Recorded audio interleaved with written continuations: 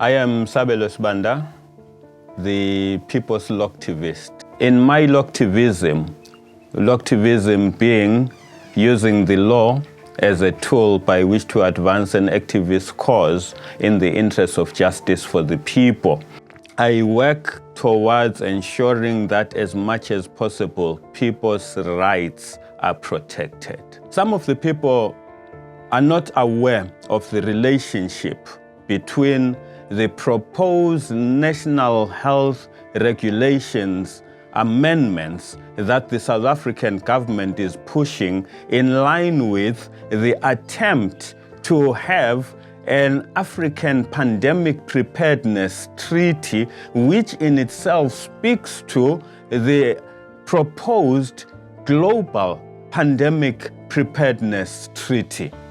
It is important to realize what exactly this means for all of us as a people. These regulations basically declare a scenario where everyone will end up in one of three categories, where you are either deemed to be a case or you are considered a suspect, or alternatively, you are considered as one who has been in contact with someone who is a case. Once you fall into any one of these three categories, this is what this means for you.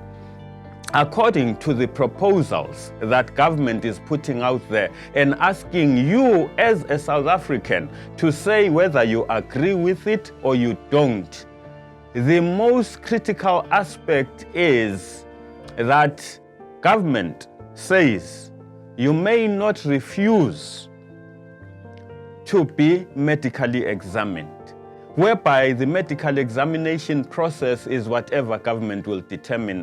Second to that, you may not refuse to be put in quarantine or put in isolation. And the requirements for quarantine and isolation are such that the majority of the people of South Africa will not be able to self-quarantine, so they have to be put in a state institution which has been designed for purposes of this quarantine. Further to that, and most critical, is that you may not refuse to take whatever medication that the government says you should take. So necessarily, what this means is that your freedom, which is supposed to be guaranteed and protected by the same act in as far as the right to be informed, is taken away. And the right to be able to say no to any particular medication is also taken away. You are caught in a situation whereby government has full control. Once you are put in this isolation space, this quarantine space, you don't have the ability to determine when and how you get out. It will be up to government to decide that it's now time for you to be able to get out. And further to that, we find that now these particular provisions that government is seeking to push are now making the state of disaster regulations permanent through the National Health Act. So now the country of South Africa will be under a permanent state of disaster, where masking will be permanent, where social distancing is permanent, where control of people at gatherings is also permanent, and also the entry in and out of the country. You are now subjected to such draconian laws.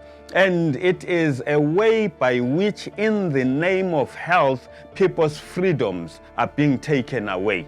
If you, as a South African, care about the freedom of this country, if you care about the rights of the people of this country, if you care about your own rights, your own freedoms, your own ability to determine what is for your benefit and what isn't, your own ability to determine what health regime to take in the event that you have a medical condition, then you have to participate in this particular process. You have to let government know what you feel, what you think about this regulation, process that is going on right now. This public participation that is going on will be for the benefit of the people of South Africa only if the people get up. It's not about someone doing it for you.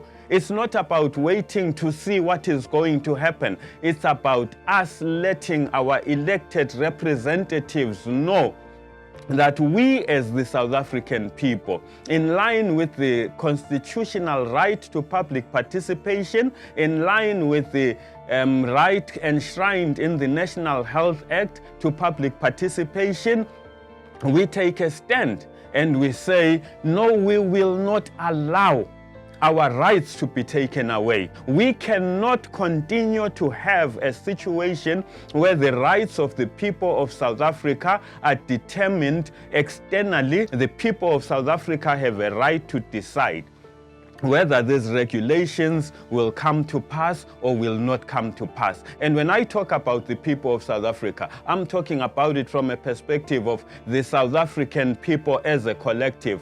But South Africa is made up of individuals. So I'm talking to you as an individual, saying, what are you going to do about it? Are you going to allow this to happen under your watch, or are you going to stand up and say, I am fighting for myself, I'm fighting for my family, I'm fighting for my nation, I'm fighting for Africa, I'm fighting for the whole of humanity? Because humanity is at a threat right now as we speak. I call upon you as South Africans to stand up and make your voice heard. You have the power to protect the sovereignty of every individual. This is about you, it's about me, it's about our children, it's about our children's children, it's about the future generations of humanity who do not yet have a voice, but we are the voice that is there to protect their future.